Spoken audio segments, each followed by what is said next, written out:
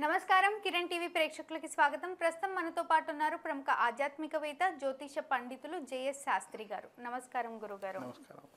మిథున రాశి వారికి మే నెల నుంచి అసలు ఏ విధంగా ఉంది గురుగారు? ఆర్థికంగా అసలు ఎలా ఉంది గురుగారు? శ్రీ గురుభ్యో నమః. శ్రీ మహాగణాధిపతయ నమః. శ్రీ మహాసరస్వతి నమః. హరి ఓం శ్రీమాత్రే నమః. మిథున రాశి యొక్క ఫలితాలు చూసుకున్నట్లయితే ముఖ్యంగా మనకు మృగశిర నక్షత్రం 3-4 పాదాలు, ఆరుద్ర నక్షత్రం 4 పాదాలు, పునర్వసు నక్షత్రం 1-2-3 పాదాలు ఈ యొక్క మిథున రాశి. ఈ మిథున రాశి వరకు గ్రహ సంచారం చూసినట్టయితే వీళ్ళకి మే నుంచి గురువు జన్మస్థాన సంచారం చేస్తున్నారు.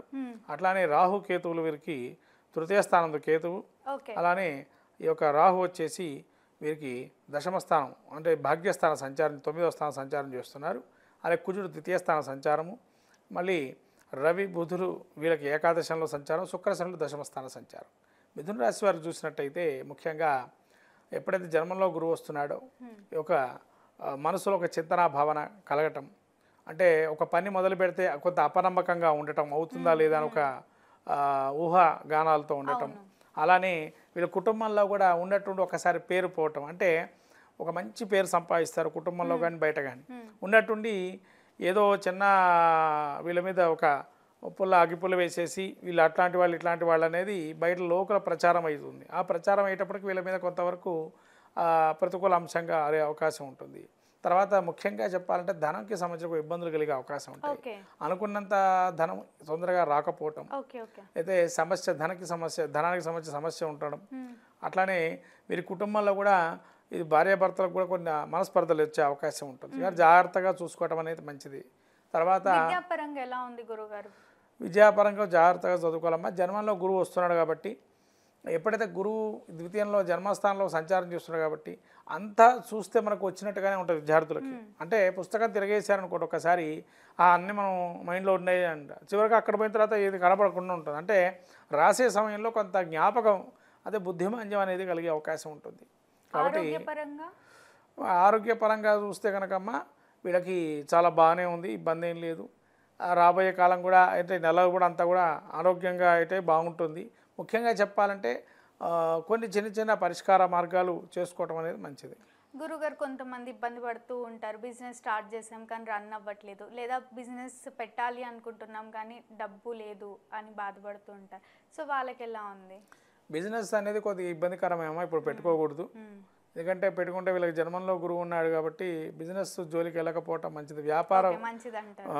వ్యాపార లావాదేవీలు జాగ్రత్తగా జరుపుకోవాలి. ఒకవేళ బిజినెస్ పెట్టుకొని ఉన్నారనుకోండి, పైన ఏడాది అట్లా పెట్టుకొని ఉన్నారనుకోండి, దాన్ని ఎలా తీసుకెళ్లాలని నైపుణ్యం నేర్చుకోవాలి. ఇంకోటి బిజినెస్ పెట్టుకోవాలన్నా కూడా వీళ్ళు రాబోయే అక్టోబర్ వరకు పెట్టకూడదు. అప్పటి వరకు వీళ్ళ ఆలోచన ధోరణి ఎలా ముందుకు వెళ్ళాలో ఆలోచన చేయండి. అక్టోబర్లో బిజినెస్ కానీ హెల్ప్ చేసుకోవచ్చు. ఆ నెల బాగుంటుంది.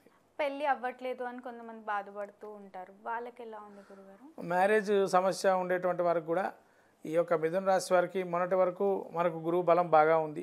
ఇప్పుడు గురువు వీళ్ళకి జన్మస్థానం సంచారం చేస్తున్నాడు కాబట్టి కొంత అవయోగంగానే ఉంటుంది. యోగంగా అంటే మన జాతక చక్రం కూడా పరిశీలన చేసుకోవాలి, వివాహ యోగం ఉందా లేదా అనేటువంటిది. ఎందుకంటే గురుబలం ఇక్కడ ఉన్నా లేకపోయినా ఒకసారి యోగప్రదంగా అక్కడ గ్రహ దశాంతర్దశలు యోగప్రదంగా ఉంటే కనుక యోగంగా అవుతుంది. వీళ్ళకి గురుబలం అయితే తగ్గింది. రాబోయే మళ్ళీ ఒక 2-3 నెలలు గురుబలం ఉంటుంది. ఆ సమయంలో వివాహ యోగం అనేది ఉంటుంది. ప్రస్తుతం మే నెలలో మాత్రం ప్రయత్నాలు మాత్రం తప్పకుండా చేయండి. అన్ని సక్రమంగా జరగాలి అంటే ఎలాంటి పరిష్కారం పాటిస్తే మంచిదంటారు? ముఖ్యంగా సుబ్రహ్మణ్య నక్షత్ర దర్శనం, సుబ్రహ్మణ్య అభిషేకం చేసుకోవటం మంచిది. ఎల్లప్పుడూ సుబ్రహ్మణ్య ఆరాధన చేసుకోవటం వల్ల ప్రతినిత్యం కూడా చాలా అనుకూలంగా ఉంటుంది. ఏదైనా వీళ్ళకు స్తబ్దుగా ఉంది వాతావరణంలో కానీ, లేదా అనారోగ్యం కానీ, లేదా ధనపరంగా కానీ చికాకులు ఉన్నట్లయితే ఈ యొక్క ఆరాధన చేసుకోవడం మంచిది. అలానే అవకాశం ఉంటే కనుక ప్రతి మంగళవారం రోజున వీళ్ళు రాహుకాల దీపాలను పెట్టుకోవడం వల్ల మంచి ఫలితాలు ఉంటాయి మిథున రాశి వారికి. ఓకే గురుగారు, మా కోసం మిథున రాశి వారికి అసలు ఏ విధంగా ఉంది అని ఎంతో చక్కగా తెలియజేసినందుకు ధన్యవాదాలు. నమస్కారం. చూసారు కదా, మా వీడియో మీకు నచ్చినట్టయితే లైక్ చేయండి, షేర్ చేయండి, మా ఛానల్ని సబ్స్క్రైబ్ చేసుకోండి. గురుగారిని కలవాలి లేదా మాట్లాడాలి అనుకుంటే వీడియోలో స్క్రోల్ అవుతున్న నెంబర్ని కాంటాక్ట్ అవ్వండి. Thank you.